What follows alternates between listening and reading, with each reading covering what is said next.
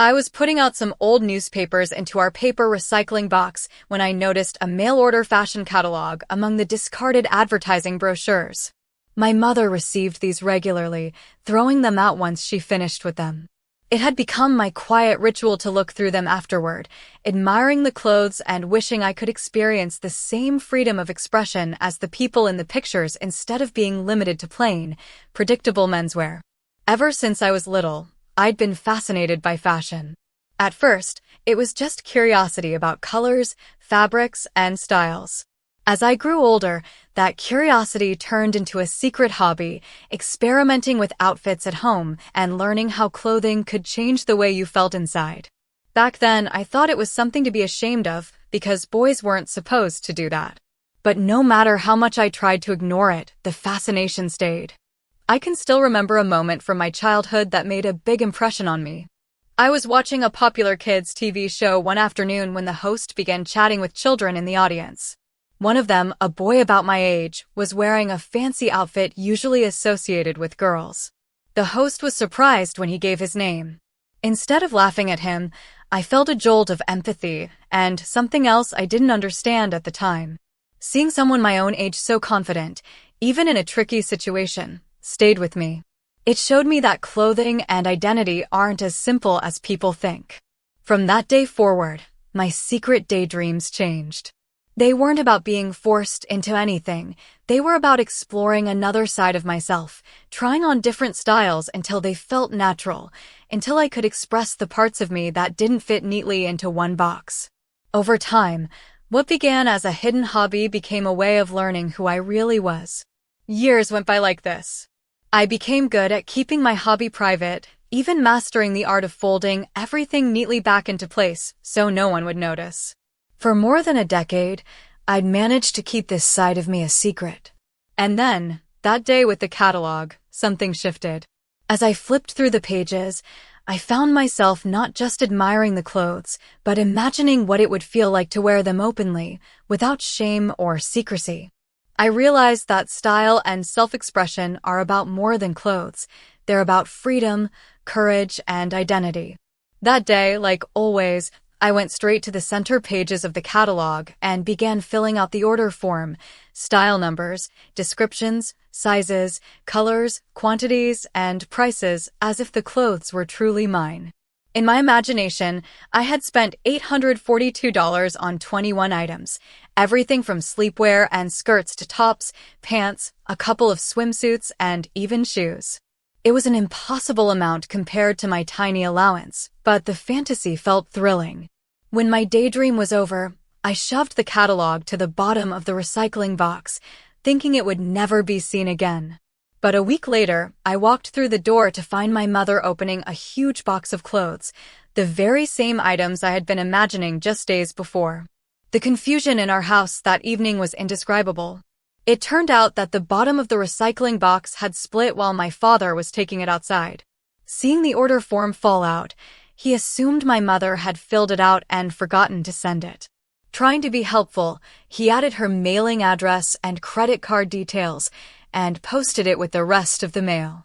Because my mother had been working late at the university library that night and my father was up early the next morning, neither of them had time to talk about it. By the time they did see each other again, the whole thing had been forgotten until the clothes arrived. The moment I saw my mother unpacking the delivery, my heart stopped. Part of me wanted to disappear from the room, another part wanted to run off with the clothes and finally try them on. Then who filled out the order form? My mother asked as the pieces of the story began falling into place. All eyes turned to me. My face burned red. "This has got to be the most ridiculous stunt you've ever pulled," my father said, his voice rising. "That little joke just cost me $800. My mother and sister were starting to see the funny side, which only seemed to make my father angrier. "Since you ordered all this stuff, Kevin," he said sharply, "you'd better figure out what you're going to do with it." They laughed, he fumed. I stood there frozen, overwhelmed by a mix of embarrassment, guilt, and a strange flicker of longing. My secret world had just exploded into the open, and nothing would ever be the same. "No," my father said sharply. "Let him deal with it himself. He's made this choice, now he can live with it." Hands trembling, I gathered the clothes and changed quietly, my heart pounding in my chest. I didn't dare look at anyone. When I finally stood before them, dressed head to toe in the very outfits I'd only ever dreamed about, the room fell silent. My mother, trying to lighten the tension, reached for her old Polaroid camera. "You actually look lovely," she said with a half-nervous laugh as the flash went off. My sister rushed in, teasing in that way only siblings can. "Oh my gosh, I have to fix my new sister's look," she squealed, digging through her makeup bag. My father just folded his arms. "Well," he muttered, "I hope you're happy with your new wardrobe, because you're wearing it until it falls apart." I stood there frozen, not knowing whether to laugh or cry. Part of me wanted to disappear, but another part felt oddly calm, as if a secret door had been opened that could never be closed again. Introducing Lorraine. You might think this moment would have been a dream come true. But the truth is, it was terrifying. I had spent years keeping this side of myself completely private.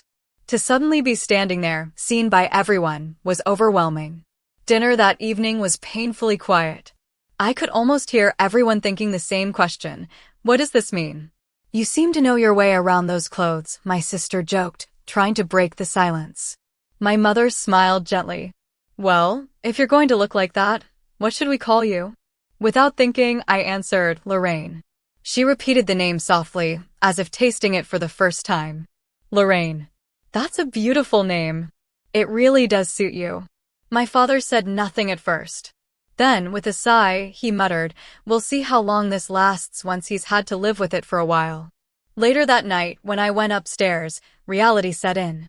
For the first time, the clothes hanging in my wardrobe weren't borrowed, they were mine.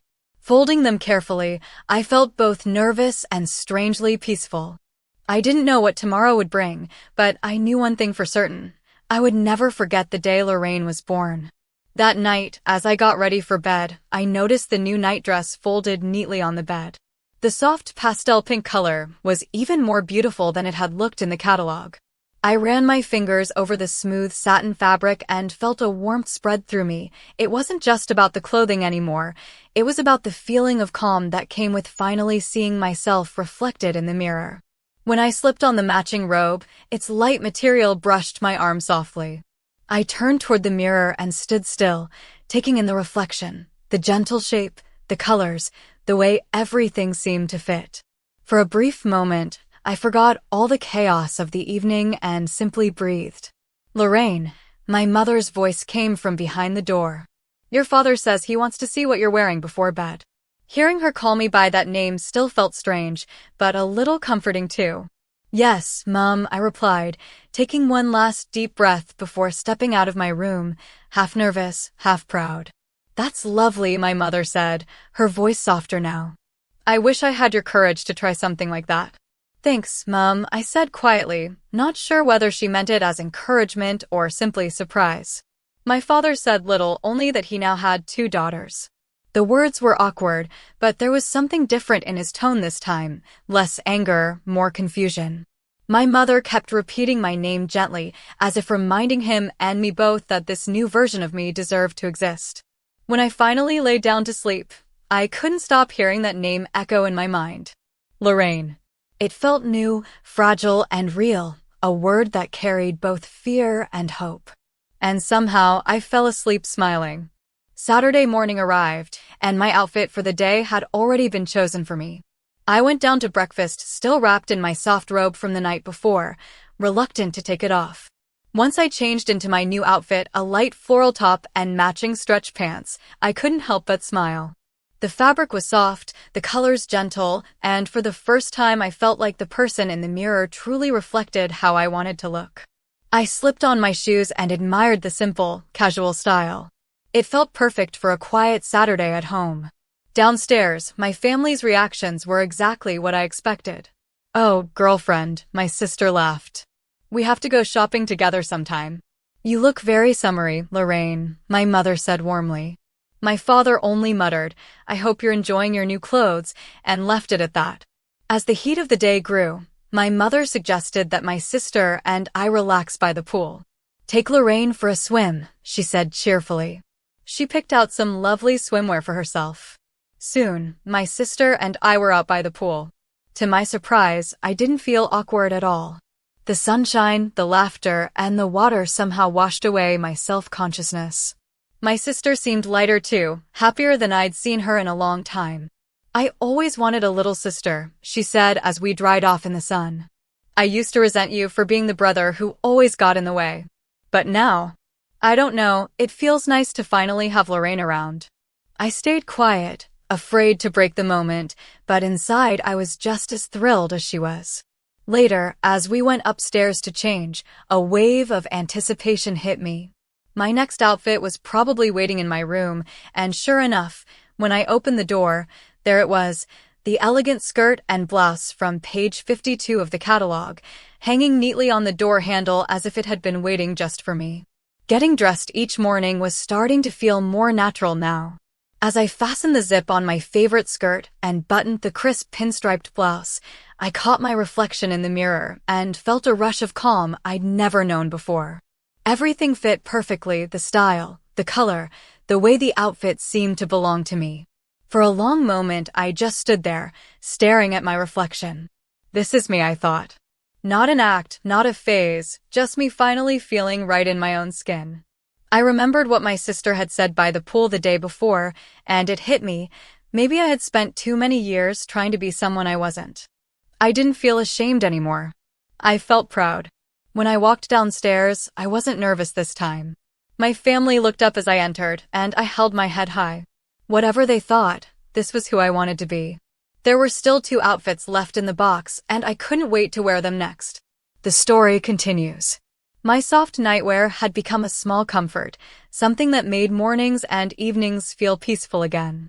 I lingered in my robe, enjoying the quiet, until my father's voice called out teasingly, "It's time for your next outfit, young lady. Don't think you're getting out of this one." Outside, the sun was bright but gentle, perfect weather for a light cardigan and a flowing blue skirt. My sister appeared in the doorway, smiling. "Come on," she said. "Let's go for a walk to the beach." At first the idea terrified me. Being seen like this, out in the open, felt impossible. But she wouldn't take no for an answer. She helped me fix my hair and add a little touch of color to my face, and when I looked in the mirror, I hardly recognized myself in the best possible way. Stepping outside, I felt a wave of freedom wash over me. The breeze played with the hem of my skirt, and for the first time I understood what it meant to simply be. I thought of that boy on television all those years ago, the one who had unknowingly sparked this journey, and realized how brave he must have been. As my sister and I walked together, laughing and talking, I noticed people glancing our way. Instead of fear, I felt a quiet pride. Not because of how I looked, but because I was finally walking through the world as the person I wanted to be. The rest of the day passed in easy conversation and laughter, a perfect sisterly moment that I knew I'd remember forever. As the sun warmed the day, my sister and I changed back into our swimsuits and spent another carefree afternoon in the backyard pool. I still wasn't brave enough to go to the ocean dressed this way, but the privacy of home felt safe. Later, it was time to change again, this time into my final outfit from the catalog. I wasn't even sure what had drawn me to it at first. The linen skirt felt more grown-up than the others, and the sleeveless top with its subtle embroidery made me feel elegant in a way I'd never experienced. Even the slightly higher shoes added to the sense that I was stepping into a more adult version of myself. By then, all embarrassment had faded. My sister and I were giggling like old friends, and my mother treated me as though this was all perfectly normal. Only my father remained impatient, muttering about lessons under his breath. But as I climbed into bed that night, I realized I had learned a lesson, just not the one he expected.